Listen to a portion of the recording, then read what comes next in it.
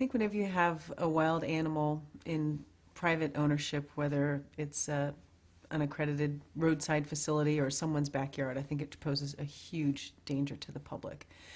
Many of the incidents we've seen in the last few years occur in these types of environments. We've had 5 people killed by big cats in the last 3 years, and these were all big cats in private ownership.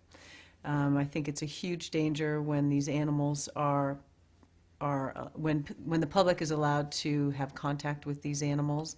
These are animals that are predators, and we are prey. And given the opportunity in these types of unnatural environments, they will try to kill you.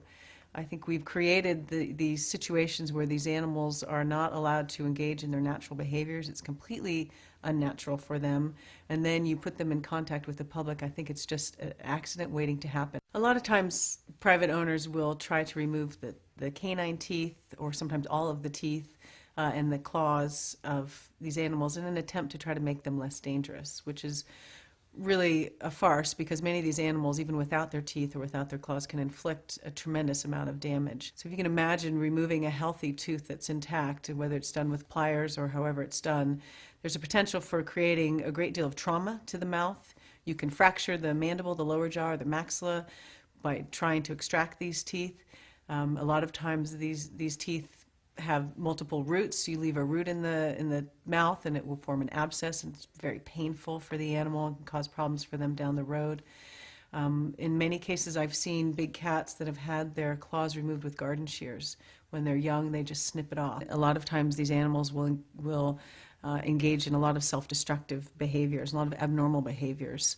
You'll see stereotypic behavior, which, constant repetitive motions and pacings around an enclosure.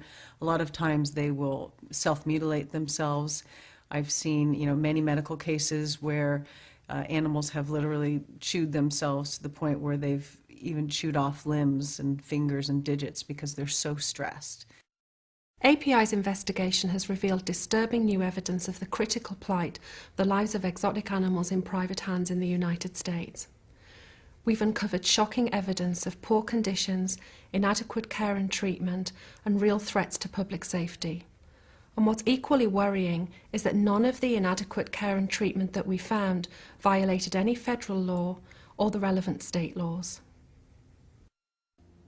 Purchased as cute infants, exotic animals are forced to live unnatural lives in human households.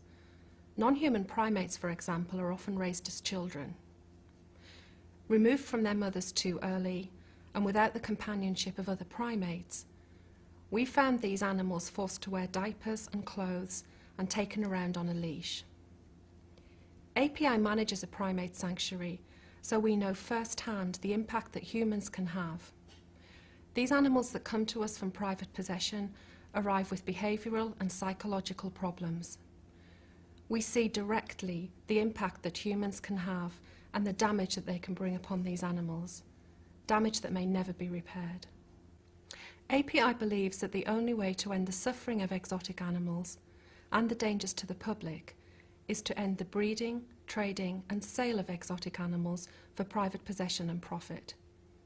API will continue to work to educate the public that wild animals do not belong in private homes. Action is needed now. Given the serious problems associated with the private possession of exotic animals, it is critical that states act to pass strong legislation. API is a leader in the fight against the private possession of exotic animals, and we will work with state and local legislatures to ensure that this practice is ended. There must be no more injuries and deaths. We must take action now to prevent a future tragedy.